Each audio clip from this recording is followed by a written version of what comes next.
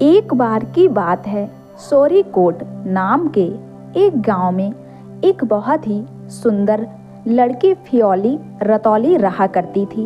वह अपने पिता नांगू सौरियाल की एकमात्र संतान होने के कारण बड़े प्रेम से पाली गई थी।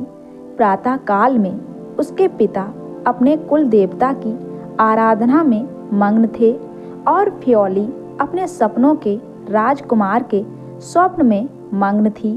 शंख बजता और फ्योली की आंखें खुलती। खिड़की से आती हुई धूप फ्योली की सुंदरता को और बढ़ा रही थी।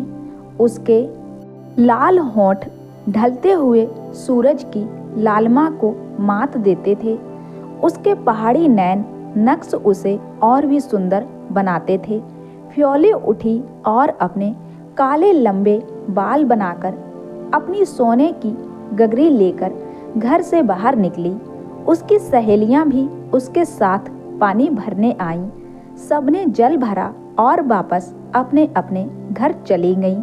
लेकिन फ्योली हर बार की तरह नहाने के लिए वहीं रुक गई। वह पानी भर ही रही थी कि उसने पानी में किसी और की भी परछाई देखी। वह पीछे मुड़ी, लेकिन वहां कोई भी नहीं था। ऊपर की ओर देखने पर उसने पाया कि एक आकर्षक युवक पेड़ की डाल पर बैठकर फूलों की माला बना रहा है। उन दोनों ने एक दूसरे को देखा। फ्योली के नेत्र झुके और गालों की लालिमा बढ़ गई। वह युवक पेड़ से उतरा और फ्योली के पास जाकर बैठ गया। युवक ने अपना परिचय देते हुए कहा, मेरा नाम भूपू राउत है, क्या तुम मुझे जानती हो? इस पर फ्योली ने उत्तर दिया, हाँ, तुम्हारे पिता की नज़र हमारे गांव पर है। तुम यहाँ क्यों आए हो? भूपू ने प्रेम और मित्रता की आस को उसके वहाँ होने का कारण बताया। उसने अपनी बांसुरी निकाली और फ्योली का मन मोहने के लिए बांसुरी बजाने लगा। फ्योली मंत्रमुग्ध होकर उसे निहारने लगी। फिर भूपू ने उसे अपने हाथों से बनाया फूलों का हार पहना दिया। फ्योली के बालों को फूलों से सजाते हुए भूपू ने अपनी आंखों में फ्योली का जन्मों तक साथ देने की कस्में खा लीं। सूर्य ढलने पर फ्योली को आभास हुआ कि पूरा दिन निकल चुका है। वह घर की ओर भागी, जहां उसके पिता गुस्से से लाल उसकी प्रतीक्षा कर रहे थे। फ्योली के बालों में फूल और गले में फूलों की माला देख उनका पारा और चढ़ गया।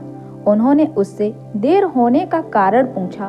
फ्योली ने उन्हें भूपू के बारे में बताया। फ्योली के पिता ने गुस्से से आग बबूला होकर फ्योली को भूपू से न मिलने के लिए कहा। फ्योली बोली कि वह अपने प्राण त्याग देगी, लेकिन भूपू से ही विवाह करेगी। यह सुनते ही उसके पिता ने उसे बहुत जोर से धक्का दिया और वह फ्योली चोट खाते हुए जमीन पर गिर पड़ी। फ्योली अपने प्राण त्याग चुकी थी। उसे मरा हुआ पाकर उसके पिता को बहुत दुख हुआ। यहाँ उसके पिता आंसू बहा रहे थे। वहाँ फ्योली इंद्रलोक पहुँच चुकी थी। सारे देवताओं को उसके लिए बुरा लगा, इसलिए इंद्र ने उसे वरदान दिया कि धरती पर उसे कोई नहीं भूलेगा और चैत्र मास में उसकी पूजा होगी और सब उसके गीत गाएंगे और कुल देवता की पूजा के समय उसे द्वार पर रखा जाएगा। इसीलिए धरती पर फ्योली नाम के एक पीला फूल उगा, जो कि आज भी इस नाम से उत्तराखंड में प्रसिद्ध है, फ्योली का फूल। तो दोस्तों, इसीलिए कहते हैं कि बिना जाने समझे किसी के बारे में कुछ गलत नहीं सोचना चाहिए। दोस्तों, कहानी पसंद आई हो तो मेरे चैनल को सब्सक्राइब जरूर कर लेना। साथ ही बेल आइकन को प्रेस करके ऑल पे क्लिक कर देना, जो ऐसी ही खूबसूरत कहानी आपको सबसे पहले मिल जाए। और वीडियो को लाइक शेयर जरूर कर देना।